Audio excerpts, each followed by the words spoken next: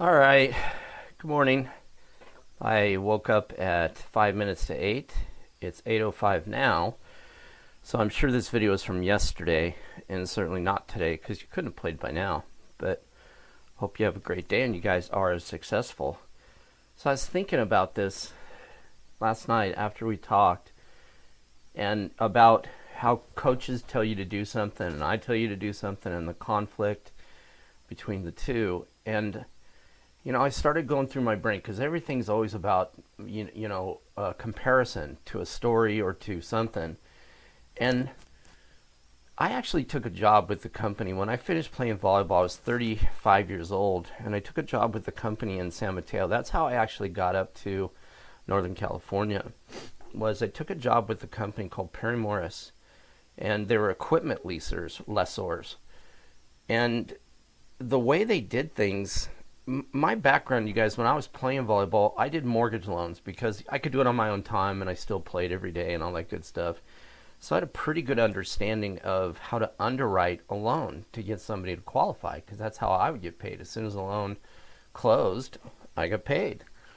So I had a decent understanding of banking and real estate and all that good stuff. And this company is very similar in the sense that people would try to lease equipment for businesses they were starting or businesses they had or whatever. They were a hard money lender, so people with bad credit, businesses that, sometimes didn't make a lot of money. So they were a hard money lender. And Michelle and John, you guys could tell or explain this to Jocelyn better than I. But I took a job with these people, and my job was to go out and, close deals with these people. A lot of times it was people that pledged their real estate as collateral for the loans that they were getting. And again, they didn't make a lot of money. Well, in the process of seeing these people and talking to these people that own these businesses that were trying to lease equipment, a whole restaurant would be $150,000, a lot of money. They use their homes as collateral against that loan. Well, this company, Perry Morris, their policy was to take all the money, the commission from the lease, the underwriting money, everything up front. And, in the short period of time when I was there, I saw how quickly a lot of these people defaulted on these loans. Well, it was so easy to get the money from us, but they probably shouldn't have got it because they couldn't pay it back. And if you'd have spent the time up front looking at their business, which I did. I mean, I spent a lot of time in each of these businesses and going over their taxes and financial information. We would never have made the loan, but this company took all the money up front, and that was their policy. So basically what you had was a lot of people coming back and saying, hey, I trusted you to lend us the money based on what we were doing. And, it's not really an excuse for them to say it's your fault we defaulted on the loan. But it made no sense to me to collect everybody's money up front before you went through the approval process of getting these people their loan, their lease. And I tried to tell it to the manager, the president of this company in San Mateo. They were based in Laguna Beach, but there was a president up here. And she was actually the sister of Jeff Morris. Perry Morris Corporation was the name of the company. And she ran the San Mateo office. They tried to get rid of me when I was saying that you're putting the cart before the horse, to be honest with you. My point is this. That company went out of business, and it didn't take very long for them to go out of business. It was within a year after I left. And I heard the story because I made friends with a couple people that worked there. And my first response was, well, duh. Your business policy is stupid. You can't be giving people money before you underwrite them and make sure that they have the ability to pay it back. And it was a lot of money up front because it was a hard money lender. The fees were really high. Well, I did not agree with how they ran their business. I didn't. But I still did it their way. I had to do it their way. It was their policy. If I wanted to work there, I had to do it their way. Whether it's right or wrong was irrelevant to them and to me because that's the way they did things. Well, same thing here. Sometimes, the way people want to do things is the way they want to do it. And you have to do it, just like I had to do it while I was there. But it's still wrong. And in the long run, I was right.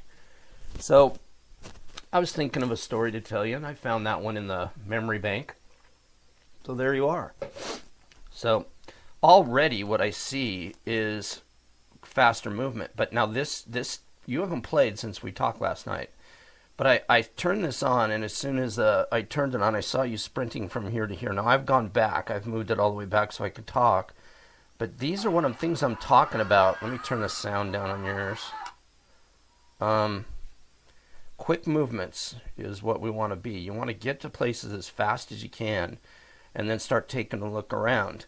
Now this is the same team of the video, same team from the video your mom sent yesterday. So again, we're looking around to see what's going on. I can't see where hands are right now, but again, 5 primary passers. I would serve to clog things up if there's all these people back there. And again, like I said, I'm going to look at these videos before we come in again. And what I would do based on this specific team, and again, we're going through every variable, is I teach you how to serve 17 to 18 feet between this front row of passers and this back row of passers, because they're going to fight for the ball. There's too many people calling for it. So it's a huge mistake. Can't see where hands are right now. Still can't see it. The little things. This is absolutely perfect. You never close, and we haven't worked on blocking a lot, but this is something we need to talk about because you see it. You never close the hole in a block between you and your middle. If you're an outside, middle to outside if you're a middle, with your hands. You close it with your feet. And again, little things make all the difference in the world. This is absolutely perfect. You can see even though your body's at an angle, all right, but your feet are right next to hers. So you got to believe, and I haven't seen this video, you guys, but when you go up to make this block, because your feet are next to hers, there's not going to be a hole or a seam between you. That's exactly what you're supposed to do. Now, maybe I'll save it. This is a movement discipline, okay, that you build in a neurological pathway by repeatedly stimulating nerves until there's a decremental process in the nerve activity and you habituate to it. All movement and all footwork on the court is a movement discipline. And over time, if you get used to playing with these people, you know where she's going to be.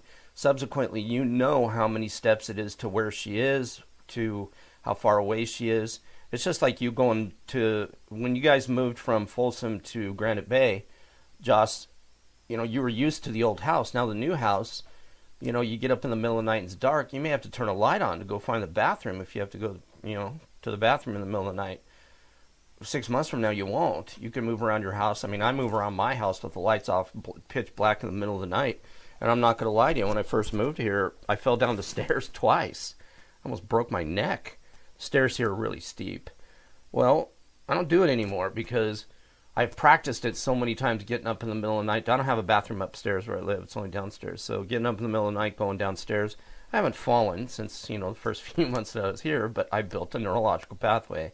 Anyway, this looks fantastic. Feet are closer. You're closing the hole in the block with your feet. I'm going to go back just a minute to see. You did a good job on this block. She did not. And I like this middle. Why is it going so fast through there? Shoot.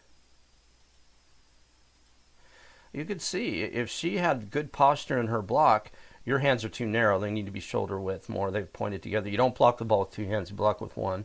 And again, I can explain that some other time. But if she were to put her hands up like yours are, there's a very small seam between these hands. And that's exactly what you want. But that's because you got your feet close to her. So this looks great. Again, things to think about. Okay, again, we talked, and you haven't played since we talked, but maybe you played since we saw the last video. So you're up to block. Why? I'm so sorry, but it's blasting through there so fast.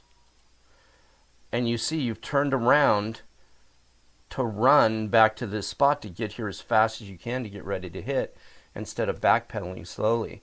This is going to make a difference. And there's another point I'd like to make with it, Joss. As a setter, I can feel if you're out here or you're not. So as this ball gets passed, and I'm the setter, I assume this is a setter right here, I can feel if you're in position to hit it or not. If you're not in position to hit it, And I don't even have to turn my head. I can just feel that you're not there. I'm not going to set you. So if you sprint to get to the spot, get ready to go, then this person, your setter, has 3 options instead of 2, or maybe even 1. And again, if I'm on this side of the net studying, I'm going to notice that this kid backpedals. She's not going to be an option. As a middle, I'm going to take a variable away. So 2 things I see that are wonderful. Closing the block with your feet, turning around, sprinting to get back to the spot. Someday I'll get rid of that pop-up. I've tried so hard. So both things look really good to me.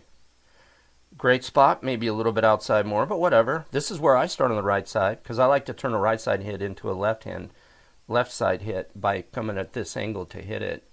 Then I get my hip back more. Yeah, and you know, this girl only setting to the outside or to the middle is just a fear. It's fear-based. She doesn't want to take a chance, but if she would have dished this off a dug ball to the back 5, you can see this girl's already out of position. So you should be going against the flow. All the flow is going this way. She'd be going against it, and that's okay. It just takes time. She's afraid to do it for whatever reason.